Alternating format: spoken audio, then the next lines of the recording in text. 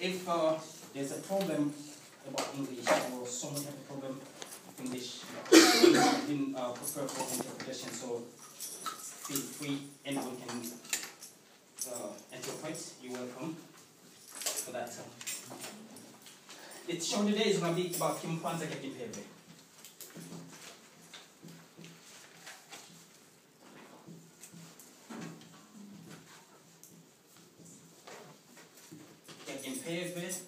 In English is spiritual independence. Spiritual independence.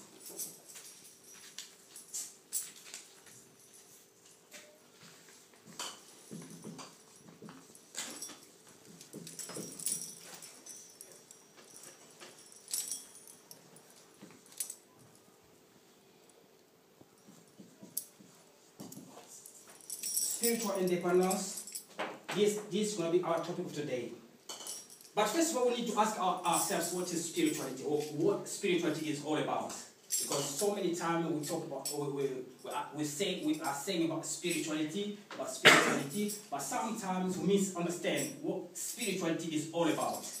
If you go to church, they will tell you spirituality is about money, it's about marriage, it's about wealth, it's about miracles. But here, in African spirituality is not about those kind of things.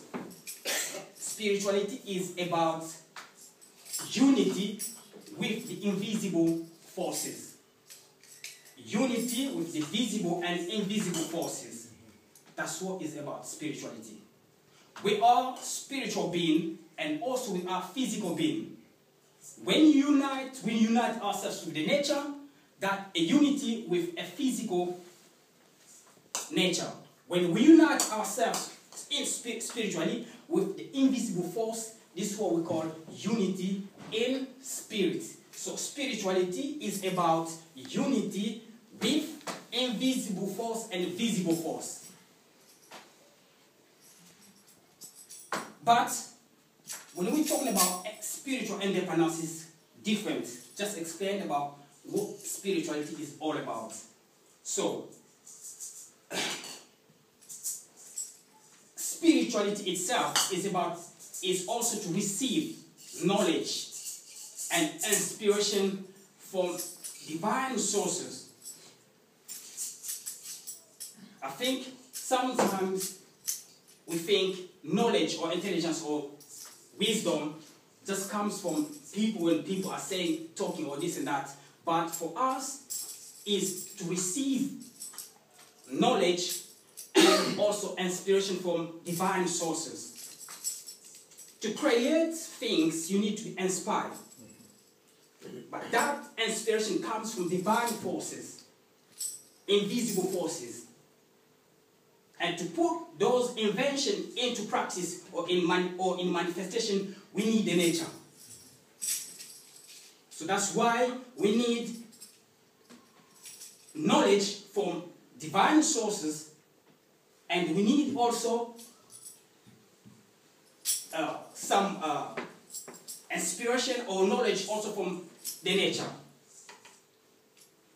So this is what we do in spirituality. Receive knowledge, receive inspiration from invisible sources and also from the visible sources. The visible source, like we are saying, is the nature, and invisible source, those are we saying is spiritual sources, spiritual forces. So this little bit I try to explain about spirituality. What spirituality is all about is about receiving knowledge and also unity with divine sources or invisible and visible sources. So when we talk about Kimbangu or spiritual independence, is be different from what we've been saying. Because that's the topic of the day, is about spiritual independence. Here in this book, if anyone have this book, you can check the lesson in this book, because the lesson I have today, or I have today, came from this book. Spiritual independence, first of all, what is independence? What is independence? Independence, somebody who is not free, needs to free himself.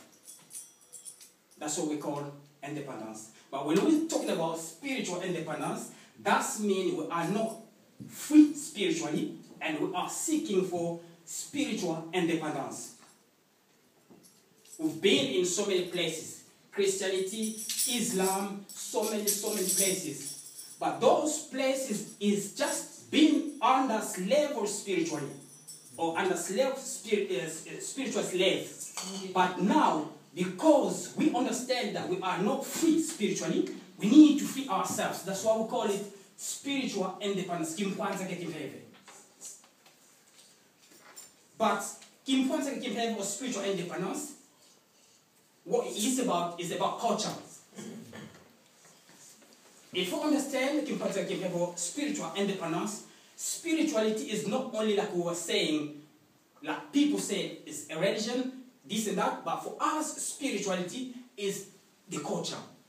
So we need to free ourselves from other people, their culture, to become independent, free spiritually, because its spirit gives birth to a culture. And if we're not free spiritually, we can't be free in our culture. So before anything, you have to understand first, become conscious of your slavery system, the slavery system we are, and become to free ourselves. So this is why we are talking about spiritual independence. We are doing a spiritual independence. But like I was saying, spirit that will give birth to a culture. So culture itself is got 5 big elements of it. History, language, education,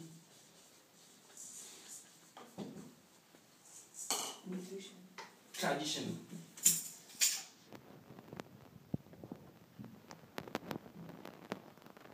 And spirituality or religion. But I'll just put the religion.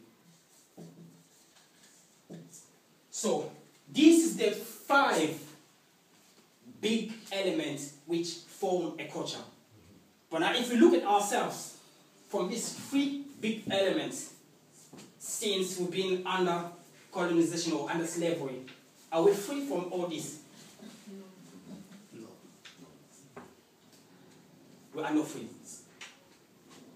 Our history is never been told in school. We never learned it. If not anyone that said today, we would never know who was our first ancestor. Yeah.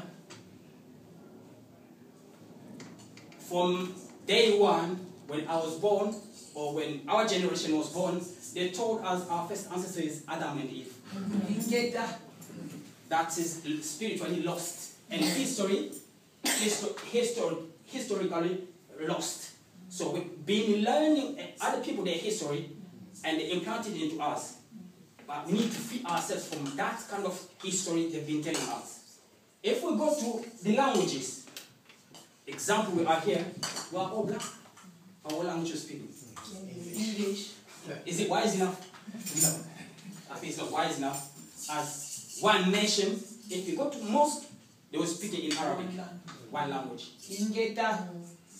If you go into Hebrew or temple, they're speaking one language. So that means even by language you are not free. See? So we need to free ourselves. Education. What education system we have? European education system. But we have a lot of intelligent black people. But we learn what they invent? No. Not any school you go to Africa. Let's take example Africa. Any school you go to Africa, the books they read or the lessons that we get from we study in those schools is been created by white people. Sometimes even 200 years late. We are 200 years late from what we learned in Africa. All those schools, the things that we learn in Africa, here they don't learn them anymore. It's, you have to do your own research, but here they are 200 years early. So who we are? Exactly. You go into library, you never see, it's very rare, I used to go to library here, it's very rare to see a black person into the library doing some research? No, it's very rare, but we are a lot in this country. Or even if we go there, they put in that library is according to them, not according to us. It's according to them. So it's still we are not free. See, so this is the kind of education we need to free ourselves. Again, tradition. If we're talking about tradition, I think it's the first or the most difficult problem for us black people when we talk about tradition.